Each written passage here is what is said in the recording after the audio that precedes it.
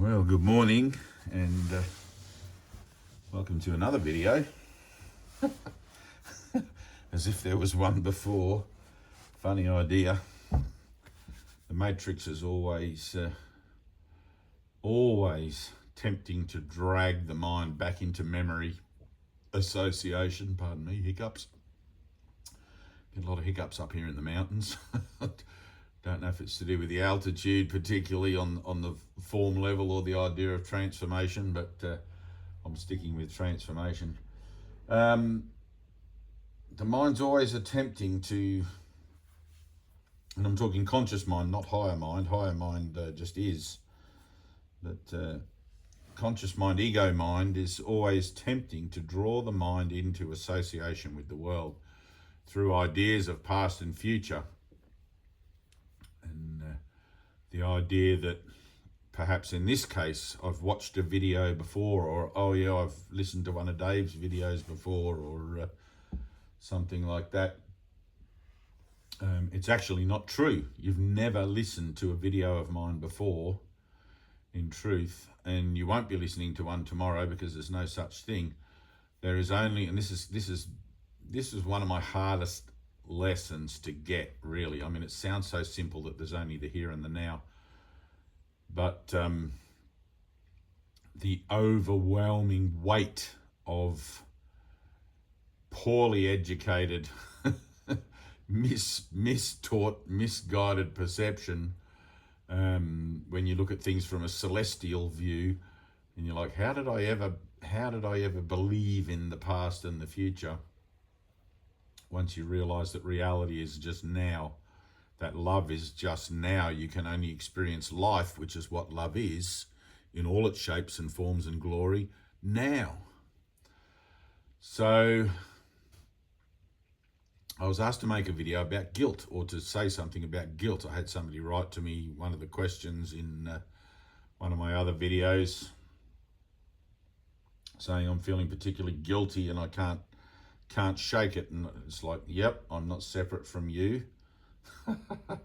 There's an old idea about myself there that now I laugh at, and whilst I don't feel guilt, pardon me, feel a bit yawny, but whilst I don't feel guilt for anything particular, the idea of guilt is something that I guess if I look into my mind on a deep level, I still have a comprehension of the concept of it, which is what it is that this video is part and parcel of the idea of healing, because salvation is freedom from concepts.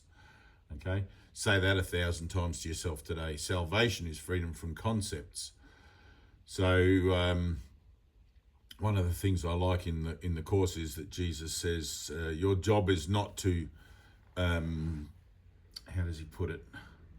Your job is not to escape the world. Oh no, your job is not to be without the mechanisms of the world, but to withdraw your belief from them. You know, it's something along those lines. That's probably not exactly his words, but it's you know, like your job's not to be without limitation, but not to believe in them, because we're learning to become miracle minded. So when I look at the idea of guilt is an idea based on comparison of guiltlessness and you know, like innocence and all of that sort of thing. It weighs up in the spectrum of duality and the yin yang of the human thought system, and that's exactly what it is that we're here to escape. So at a highest level, if I look at it from the top down, God creates only in its own image, right? Now, there can't possibly be any guilt in God, because God's a singularity. What could there possibly be to oppose the will of God that could cause any kind of rift necessitating a belief in guilt, right? But in this world, where separation seems to be the overriding, or it is, not seems to be, it is. Let's look at it as if it was our reality. Even though it's a dream, we're looking at it as completely real for a second, so we can be honest about our healing. Even though it seems to be very real, we accept that it's not our reality. So guilt, as it shows up here, seems to be an option, or seems to be, maybe it might not appear on face value as an option, but it actually is, right? Happiness is a choice. And we choose to live either under the shadow of fear or in the light of joy and happiness and peace. Peace being the barometer for our own spiritual journey, our own unfoldment, our state of mind being perfectly peaceful. So when I look at the idea of guilt, well, if I'm the creation of God, created in God's likeness, guiltless, let's say, guiltless or innocent or whatever, forever and ever and ever, amen. Who am I then to adopt a posture of guilt for myself other than the arrogant, other than the foolish, other than, whatever it is, the denial. And that's the whole thing that we're healing here. So the world, being a symbolic representation of mind in denial, is going to present symbolic situations through relationships where I get to see my own state of mind reflected, justified in the cause and effect relationships that I seem to involve myself in and find myself in.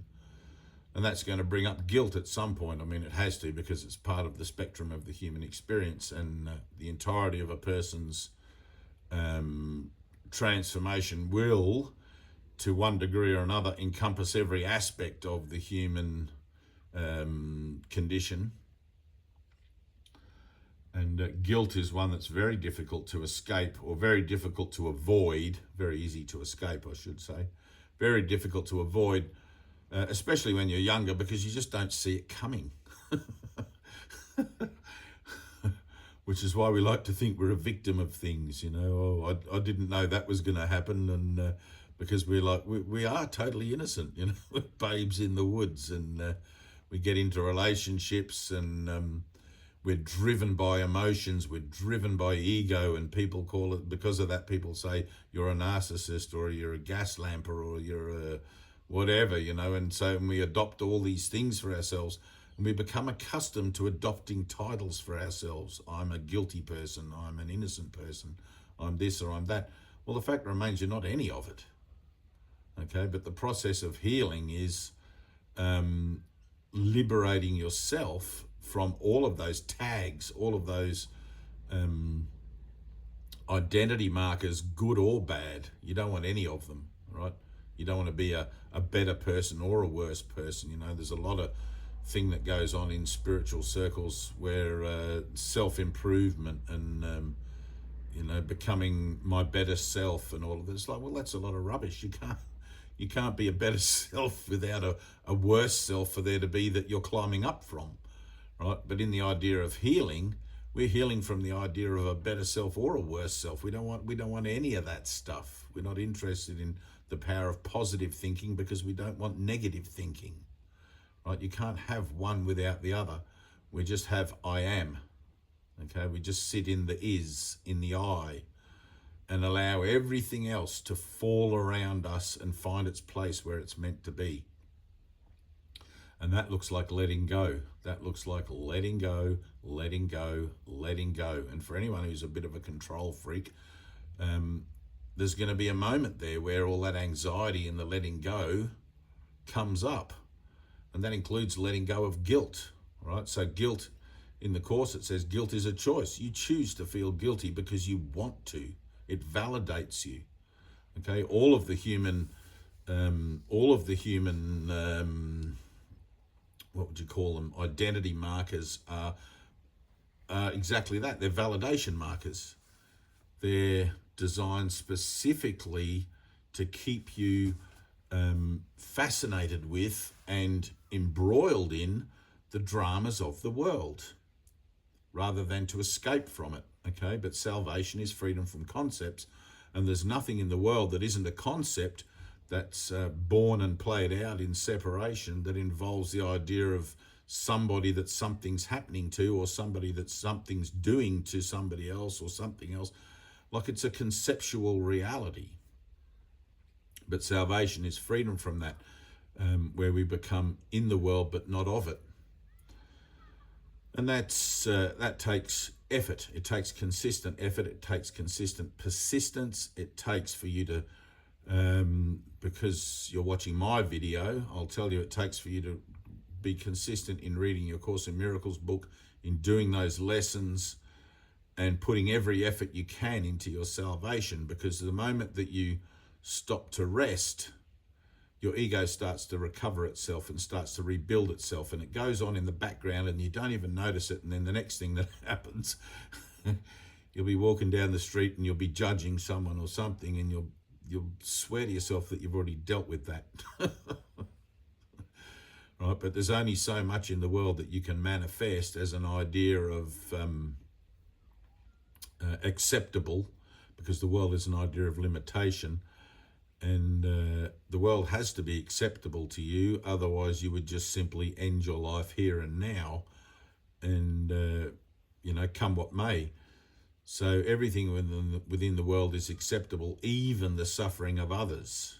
And I'm sure everybody knows now how easy it is to become cold-heartedly conditioned to the suffering of others. Where in actual fact that suffering or that guilt or whatever is nothing more than an idea in the mind that, once liberated from, liberates the entire vibration of that individual and the circles of association that individual has, that gets played out within the world of form. Okay, so it's like a dominoes effect. You liberate yourself from fear and you automatically begin to liberate others. And I love I think it was Marianne Williamson who wrote the speech for Nelson Mandela, his inaugural speech. And I cannot quote it. I probably could have at one time, but who am I to be glorious and wonderful and blah, blah, blah. Your playing small does not serve the world, and your liberation automatically liberates others. It says something like that, but that's a true thing.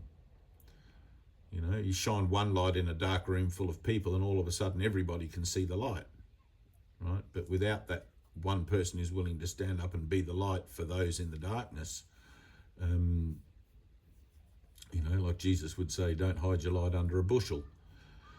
So guilt then, feeling guilt, you're going to do things in the world, you're going to have experiences in the world that are going to bring that up. And I remember when I was much younger, we were at a pub drinking, and I was driving the car, and as I was driving home, I went straight through a red light on a crossing, and within millimeters nearly wiped out a whole family, mother and father and 2 children, and I never drive again from that day on. But the feeling of guilt arose like a tidal wave through me, like I knew I shouldn't be driving, and but I was only about 18 or 19 at the time. I think I just got my license, but had all my friends in the back, but there's a cause and effect relationship. You do this, that can happen. It's like physics. Every action has an equal and opposite reaction. If your reaction, and which is why no good deed goes unpunished, by the way, but if your action is self-serving, that's going to come back around. If your action is selfless, it's boundless. It doesn't come back around. It has a ever-extending kind of beneficence to it that there's no karma attached, right? Which is why we're learning to go from selfishness to selflessness. And that takes a bit, like to break those old habits and that old conditioning, it takes a bit. And to release the dependency on identity based on those old habits and old conditioning takes even more. Like, you've really got to dig into it. So if you're saying to me, I feel guilty because I made someone do something, or I ripped somebody off and I shouldn't have, or something, it's like, well, at some point you've got to draw a line in the sand, right?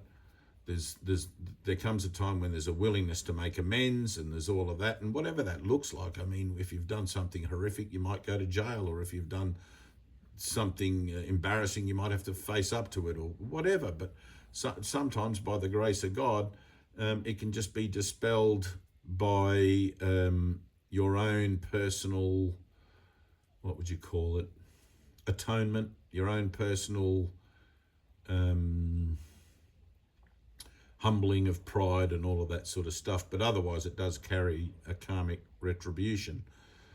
So there comes a time you draw a line in the sand and you say, all right, I'm looking at this idea of guilt, I'm looking at this idea of fear, or whatever it is you're looking at, that something that you're ready to heal from in life, some trauma or some whatever. I mean, everyone's obsessed with the idea of trauma, childhood trauma. Well, it's like, well, it's all separation trauma. The whole thing comes from the original error, the original sin, the original tiny mad idea, whatever you want to call it. Right, so trying to thumbtack it in time and space and say, oh, I feel this way because something happened, whatever. Well, it's not really true. You signed up on the dotted line for the whole spectrum, like the human experience is an experience of separation from God. Whatever occurs within that under those auspices. So that's where you've got to take all of your healing. It's like, all right, this is part of that. This is part of my original choice. It's part of my travel itinerary, if you want to look at it as that. It was a bad holiday choice.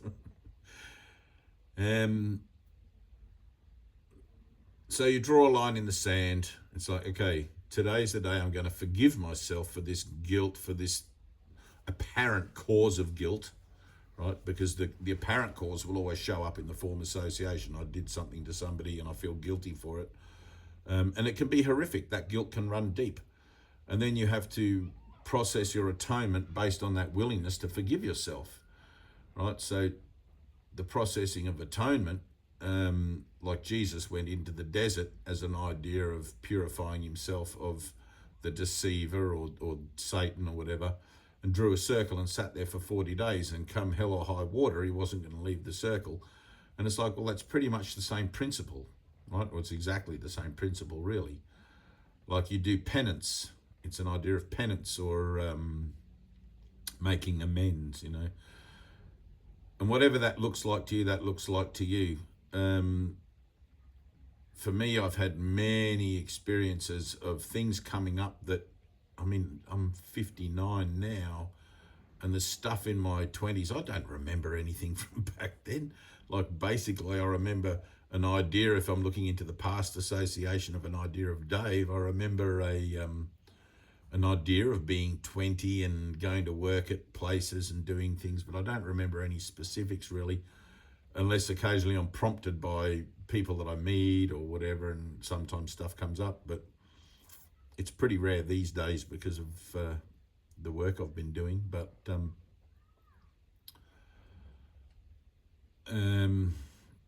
generally that idea of penance or that idea of, and it's not that you have to, right? Because your innocence is assured by God, right? You don't have to do penance, but in the idea of offsetting that guilt or releasing that guilt, there has to be an opening of the heart, right? There has to be an opening of the heart, because that's where prayer comes from.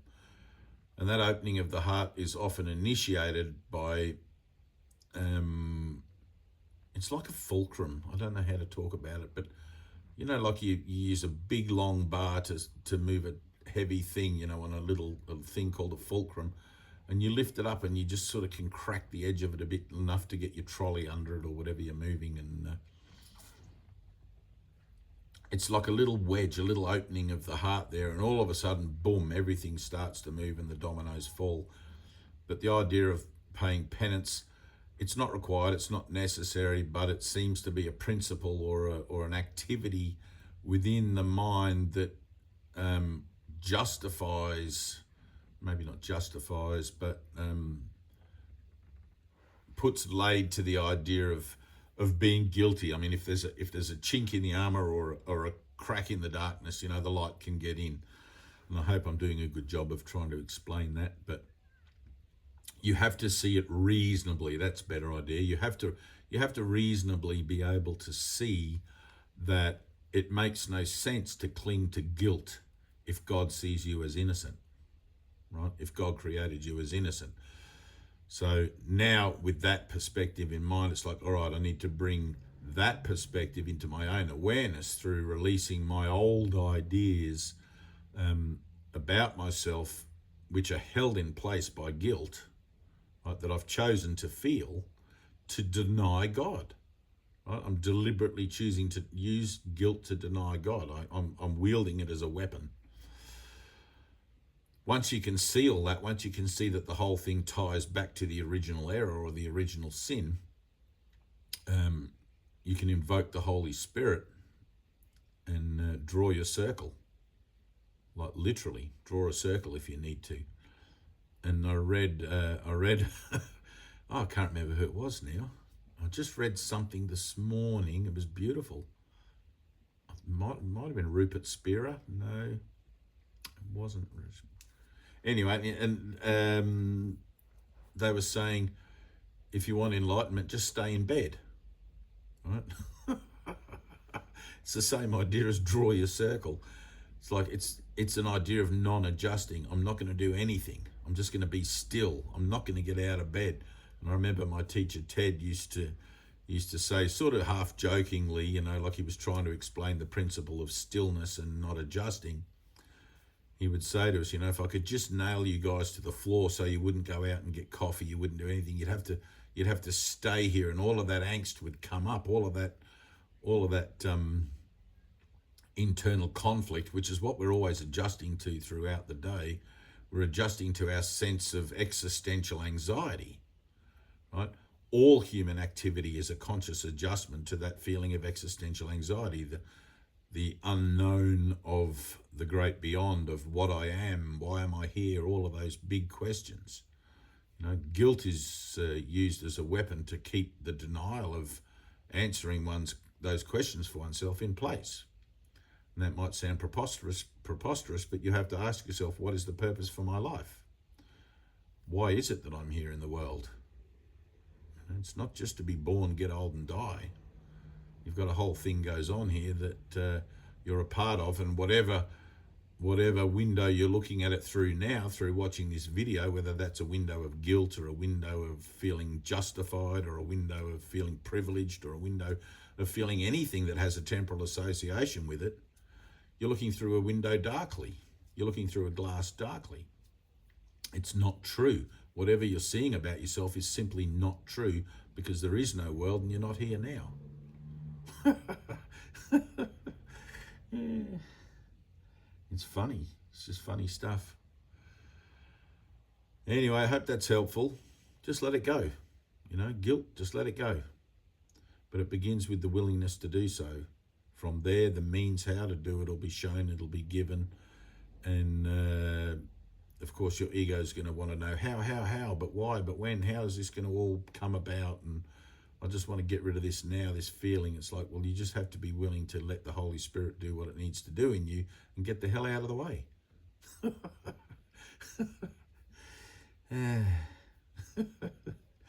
Interfering humans. Always got to have your 2 cents worth. You know, I love in the Course Jesus says, would you rather be happy or right? And it's like, I'll tell you, it's hard work putting up with humans. I no longer see myself that way, but the coming into contact with temporal associations that have that sort of concern about the form association, it's hard work. I can see why monks go off and live in the forest and just go and live on the mountaintops, and you know, better one's own company than the company of fools. Anyway, that's a dualistic statement. Ignore that one. All right, I love you, and carry on. You're all doing perfectly, by the way. You're all doing perfectly. You can't fuck this up. The fix is in. Remember, Jesus has risen already. The resurrection is a thing. You're living in it now. This is your time. This is your time to put in your effort, okay, to make your change, to have your shift. So just be about your Father's business, and don't worry about anything else. Just be about your Father's business. Let nothing else disturb your peace of mind. Just be about forgiveness, be about love, be about extending your heart and your mind to absolutely everyone you meet. Right? Learn to become selfless. Think about it for a minute, what that means to you. See yourself as that person. Like, do a little bit of creative visualization for a moment.